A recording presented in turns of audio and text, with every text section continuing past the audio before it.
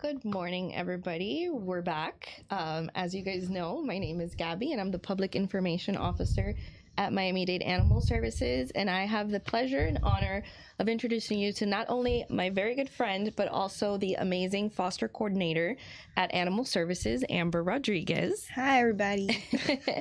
So Amber's joining us today, and we're going to be covering topics that she kind of oversees.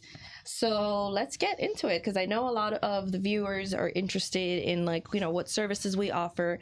And one of our main service that helps us a lot, other than adoptions, is fostering, of course. So tell us first a little bit about you and how you got into fostering, and then we'll get into the questions. So I've worked at Animal Services for 4 years. I would say that my background, or like my shelter DNA, is in adoptions. So that's where I started. That's where my passion blossomed from. And then COVID hit and we were desperate for kennel space. So they kind of needed assistance from the foster department. So I was loaned to the foster department to help. And then I started to see the impact of fostering and how it increases adoptions and how it changes the dog's behavior and how it helps neonates grow. And I was like, wow, this is like the pre-adoption. Right. So then I started taking classes, apprenticeships whenever they were offered about fostering. And then I got the opportunity to obviously join the foster department. So, here I am 4 years later. And yeah, that's me.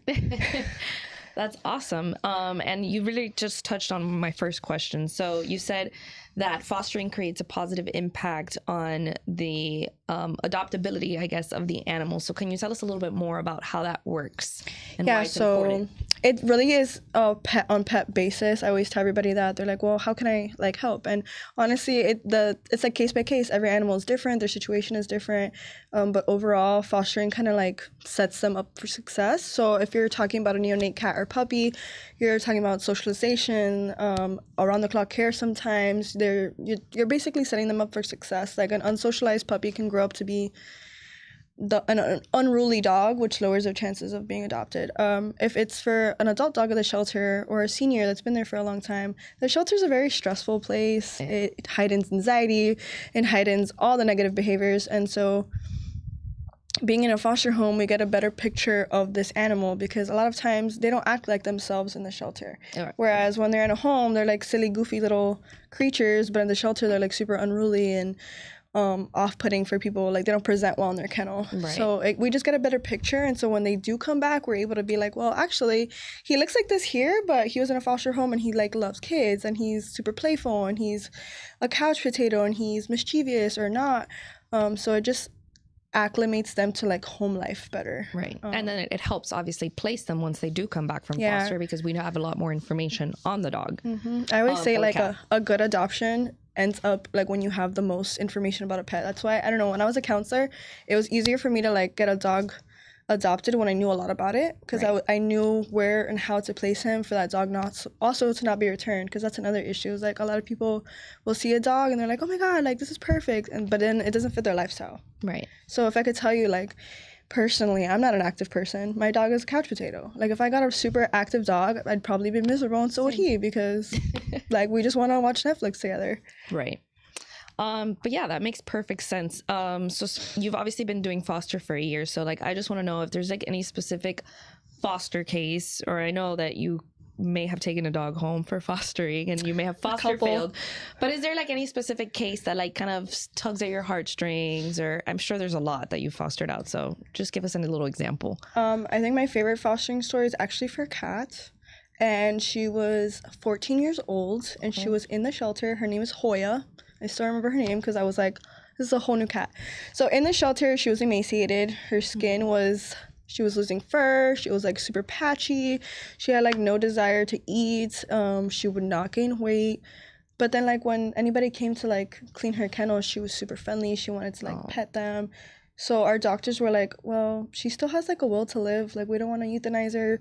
She still has a little pep in her step, but she's just not well physically. Right. So they kind of asked me to put her into foster care as a hospice. So similar to hospice, just waiting out so that she could live the end of her life. Years. Yeah, her golden years in a comfy home instead of being in the shelter, stressed out and then sickly. Right. My foster parents ended up having her for a couple months, and when I find I would do regular check-ins, but they never sent me like update pictures. They were like, no, yeah, she's doing better. The first 2 weeks were a little rough. She had to come in for IV fluids and just extra care. But at the end of it, she gained so much weight. Her hair grew back completely. She wanted to play. She was queen of the castle in her foster house. They actually adopted her.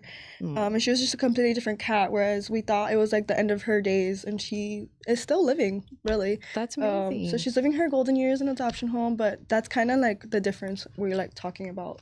Okay. That's good. That's an amazing story. I love Hoya.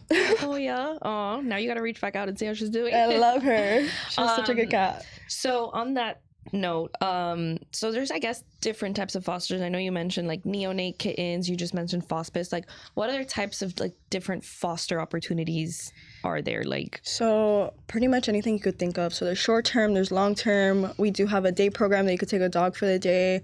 So you could get a neonate and hold on to it until it's old enough for adoption. You could help us prepare pets for transport. So in order for us to be able to help maximize the amount of pets we do work with transport groups, so other shelters from around the state and sometimes internationally will pull pets from us.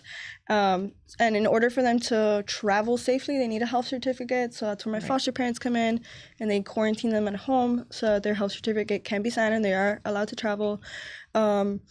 Hospices, medical. So sometimes we have injured pets that just need a little bit more personalized care. Like right now, I had one. He just got adopted. His name was Dazzle, and he was hit by a car, and he had hip and his back legs were like surgically fixed because they were broken. Oh, his finger probably. And so he needed to go home into a relaxing home to recover. So we have different cases like neonates. Neonates will not thrive without a mom, so they need around-the-clock care. Puppies, they need to be socialized and get their vaccines because being in a shelter environment it's not so healthy for them. Of course. They get sick. So pretty much anything you could think of, long-term, short-term, hospice, you name it, I will make it happen. Everything's available for foster. Just like my dog, Mom and Baby foster too. Those are always my favorite. Both of us having foster fails. Yeah, that's like a thing that when you work at animal services, you just end up taking a dog on foster, and half the time you end up failing. So half the time they don't come back. They don't come back. She definitely did not come back. I ended up processing her adoption like 2 months after. I was like, yeah, she's not coming back, but I love her. She's such a sweetheart. She is a very sweet dog, and she really like tugged at my heart. I saw a video yesterday of like mama dogs, like how they just go through so much, and then like all the babies get adopted and then they stay behind, and it's like, why don't they want the mama's so sweet. I have some fosters that will only take mom and babies, and it's like the mom is like thriving, living her best life, and like obviously the babies are growing. She's like a big puppy too half the time, which is so sad. Yeah, because people like a lot of people don't get their pets sterilized, and so these dogs are 1 year old, sometimes 9 months old, and they're having babies. They're babies themselves. It's like teen pregnancies. Literally teen pregnancies. But you mentioned something very interesting that I also want to discuss. Is about the neonate kittens, and right now it's neonate season, and we're about to get a big influx of kitties and kittens. Where's the wood? All this, yeah, like let's not. But I want to like share some tips, I guess, of like what not to do when you find like a litter of kittens. Like, don't kidnap the kittens. Don't steal them. You're kidnapping babies. Yeah.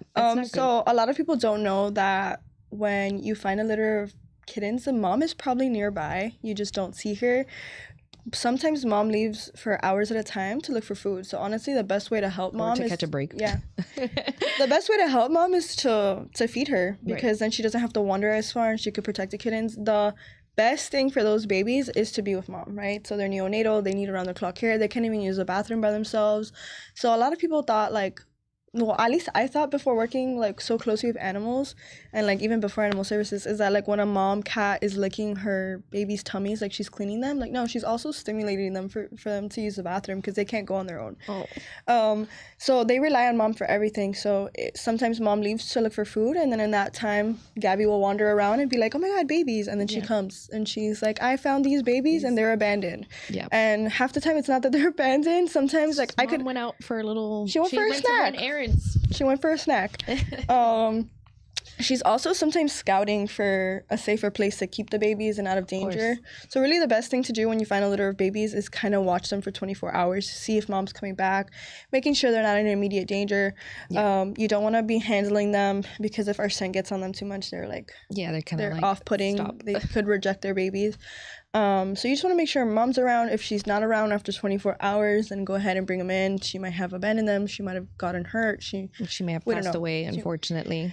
We don't know what the case is with mom, but sometimes she's unable to come back. So in that case, if you see that mom is not coming back, then you want to bring them to the shelter, and then that's where my fosters come in, because they do provide that around-the-clock care. And I mean, it's around the clock. They feed every 2 hours. They stimulate. They're providing a heat source because they can't regulate their own body temperature. Right. It is a lot of work. Yeah, and honestly, you could tell when they were kidnapped, because the difference is like night and day. Like the kittens will be very healthy, like fat and full and clean, versus maybe one that his mom didn't come back, and then it's like a little bit more. Yeah, it needs like a ragamuffin. Ragamuffin. A little ragamuffin baby that needs a little love. Needs a little TLC. He needs a little love. So you guys heard that, don't kidnap kittens. I remember a lot of times when I was an officer, we would get a lot of calls for kittens, and it was like, okay, my first question is like, what was the last time you saw mom? She was like, well, mom was here an hour ago. And it was like, well, mom's gonna stay. She's gonna come back. Stay, and the kittens are gonna stay, unless you can confirm that mom unfortunately got hit by a car.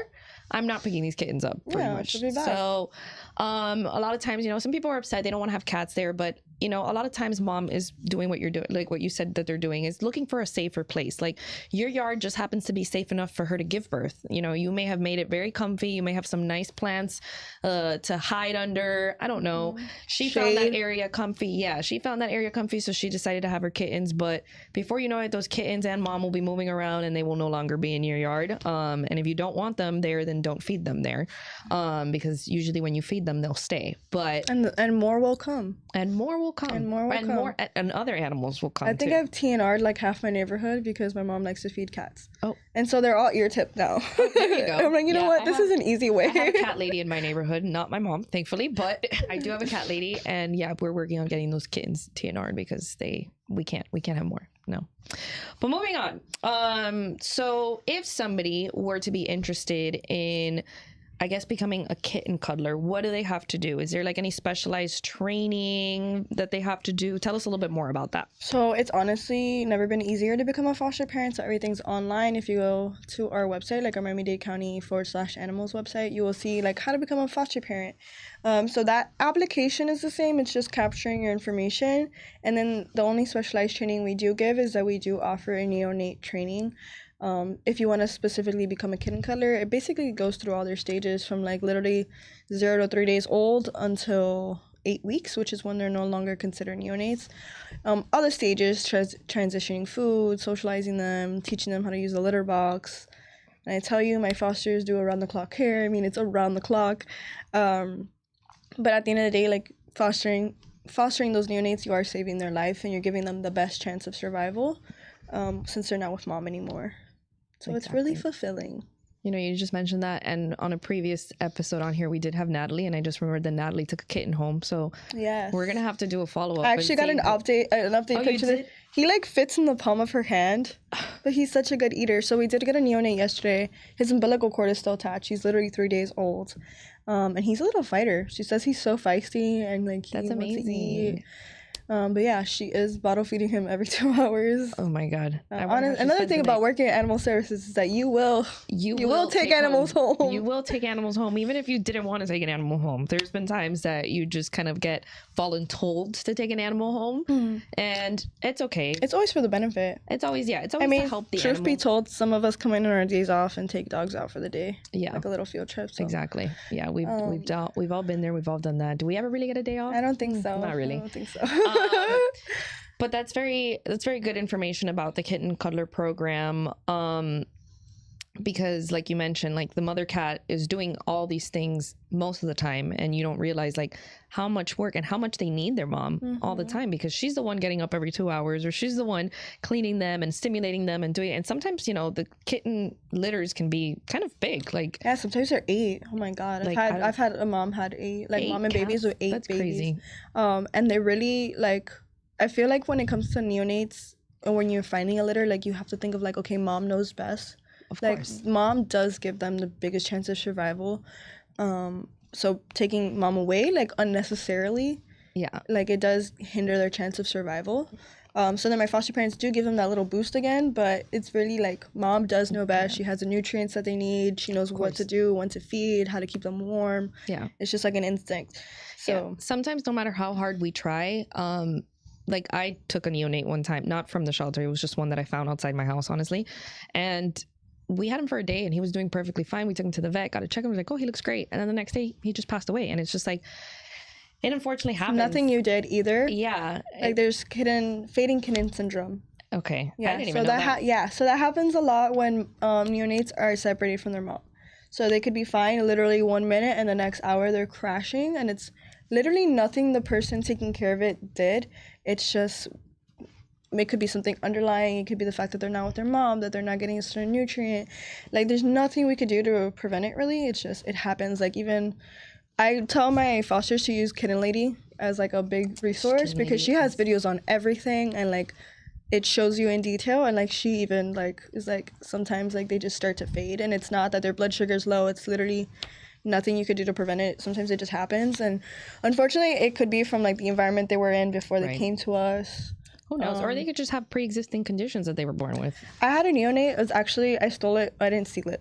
Stole it. I saved it, but it was stolen. It was my neighbor's dog. He was like, I was outside barbecuing, and my neighbor's like yelling, and I'm like, and he's like yelling for me because he knows I work at Animal Services, and I'm like, what is going on? That's the worst. And his little dog, his little like Jack Russell mix, like found a neonate.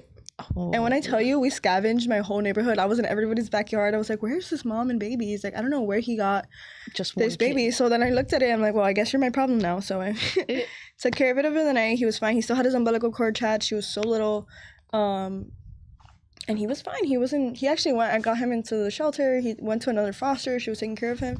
And then literally doing fine. He just started crashing out of nowhere. He didn't have anything to signal that something was wrong. Right. So it just happens. Yeah, it just happens. So we don't want to like put off anybody from like wanting to help and wanting to foster just because this may happen to them. Like it's a normal thing, unfortunately, that happens, but just know that you did your best and you actually gave them a little bit of a chance. Honestly, you gave them their best chance. You're giving them their best chance. Exactly. Because if we don't find foster families for them, and we don't have foster cat moms at the shelter, unfortunately, that are willing to take in litters of kittens to be able to raise them as their own. So unfortunately they sometimes will not be able to make it out, but you're giving them their best chance. Truthfully. When you take them out on foster. So we're really hoping that whoever's watching, if you are interested in helping our shelter animals, this is one of the best ways that you can help.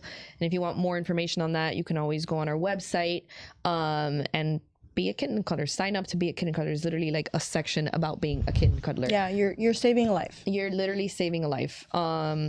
So we have a few more minutes, and the last thing I want to talk about is another program that you run that has been very, very successful recently.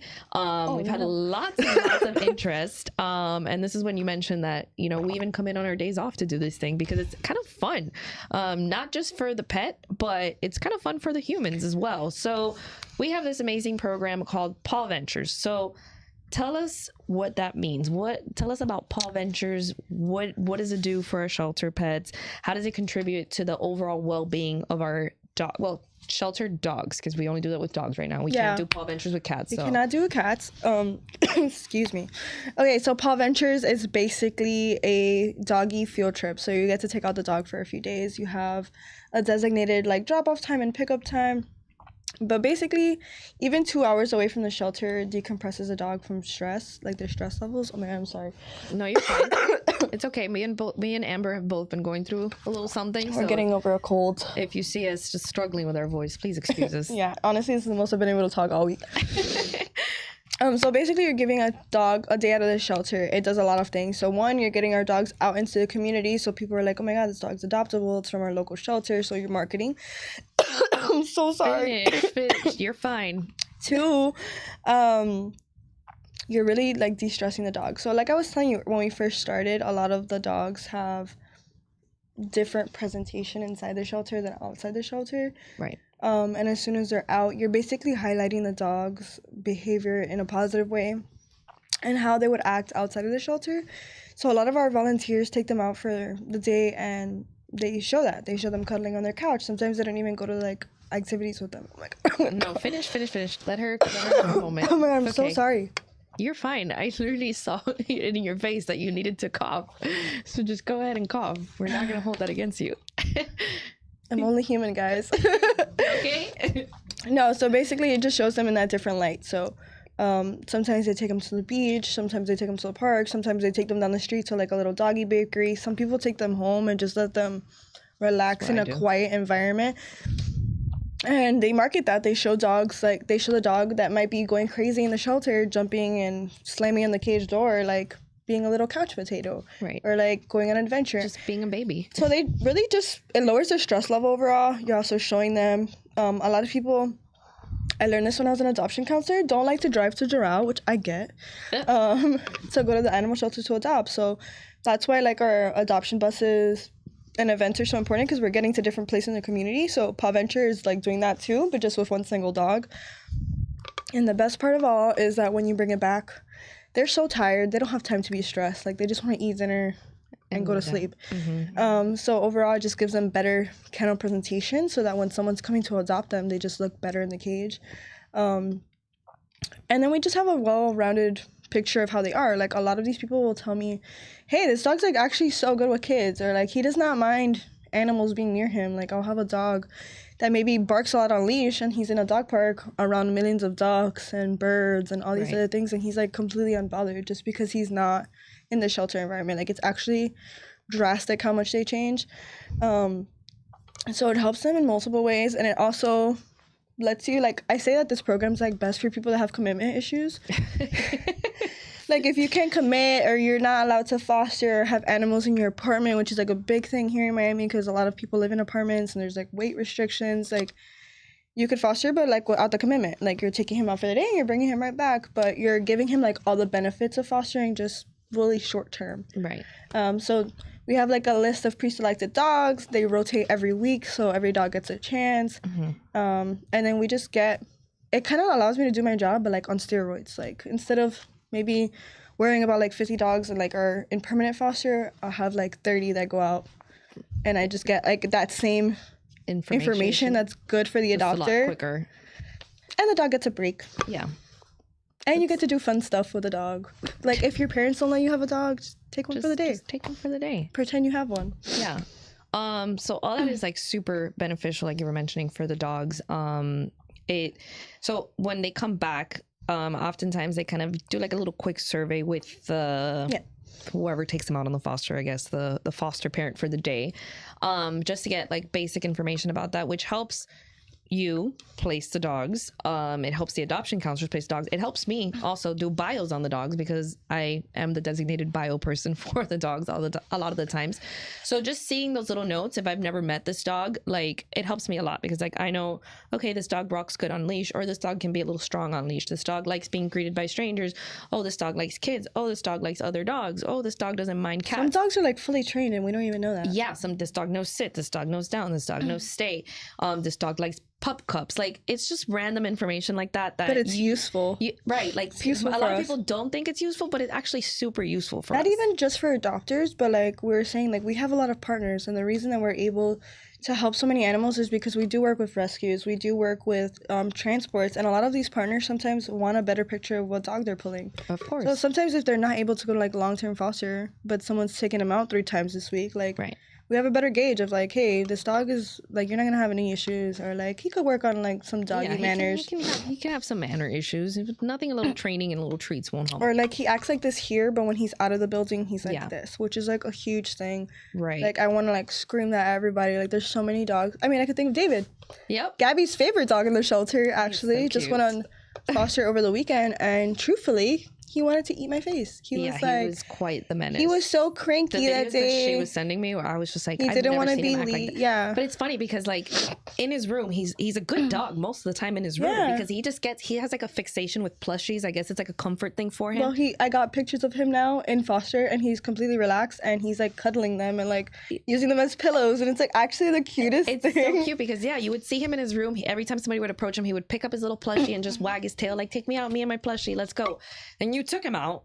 You put him I did. temporarily in your office, and you're like, okay, this dog's gonna be fine. He's a big baby. He just wants his plushie, just his little, like, it's like a teething toy. He didn't for want him. anything to do with me. I think he was just upset. And he was so upset. It was actually quite funny. He was so cranky. And he was cranky. He was like barking, lunging. I was like, you would think like, wow, this dog is just so aggressive. Like, to, I know the untrained person. Yeah, no, and I knew he wasn't gonna hurt me because like you've taken him to so many places. Like he's like Yeah. he was like more or less well known. I mean, we always like know our favorites. Well-known dog, yeah, and he's been there for a while too, so Yeah. we knew him, and So I he's been was to like- events and stuff. I was like, I that. know he's not gonna do anything. Like he was just with the Miami Heat.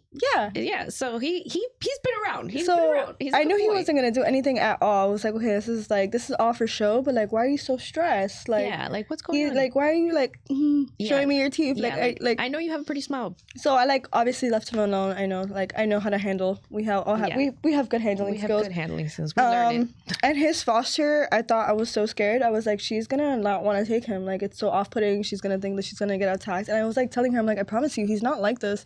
And she was like, you know what? I want the challenge. And I was like, bless you, because this would scare anybody that didn't know this Right, dog. like, anybody who's not very familiar with like dog behavior and things like that. would Yeah, have been like, and she was like, no, we're fine. We'll be fine. I don't like everybody either. And I was like, oh, okay, fair enough. and I was like, that's fair, you know? So she went home and I got update pictures and he's so cuddly. There's like a picture that my he's God, like that's reaching amazing. out to like get cuddles. I gave them like a big plushy duck and he uses it as a pillow. Oh, he's so cute. Like he's so cute and like happy, relaxed. She's like, I haven't had any issues with him. Like he walks great. He does walk really good on He leash. sits good. Like he just likes to cuddle and relax and he's like He's just low a good energy. baby. And I'm like, you were just cranky that day. But that just goes to show like they're stressed out there and that's not how they. Yeah, he is stressed out, and I think that was part of the reason why he always relied on his little plushie. Yeah. Like just. I mean, kinda I don't like a act baby, normal. like in a pacifier. It was just like a soothing thing for them. Yeah. I don't act normal when I'm stressed. So I was like, you know what? None of us do. I get it, buddy. I get it. We get it. So before we wrap it up, like if somebody's interested in Paw Ventures, I know it's a lot of questions. A lot of the questions that we get, like especially when we get our Instagram and Facebook DMs, like, oh my God, how do I do this? Where do I sign up? Like, tell us a little bit about that. So for Paw Ventures, Monday through Friday from 10 a.m. to 12 p.m., you can make an appointment by calling 311, or you could come in as a walk-in. We accept walk-ins. But that's only Monday through Friday. Monday through Friday, yes. So Saturday, we got a lot going on all the time. Saturdays and Sundays. Yeah, we're a little short-staffed because we have staff out at events, and we just got a lot going on. So it is only appointment-based on Saturday and Sunday. And you have to call 311 to schedule your appointment. They open up a few days before. So if it's like Saturday, you could call Wednesday to schedule your Saturday appointment. They're not like permanently opened. Right. So they are limited slots, and it's just because we really like there's such a high demand, which I love. Right. But we just can't keep up. Of course. On the weekends specifically. We're working on it. Is there any like do they have to like have a valid ID, driver's license? Like what's the requirement? Yeah, so you guys do have to have a valid ID. A big question we get is if I'm visiting from out of town, can I do it? You can do it. I just need your valid ID. And we do ask that you guys like let us know what address you're staying at, just so that we have it as like backup for anything.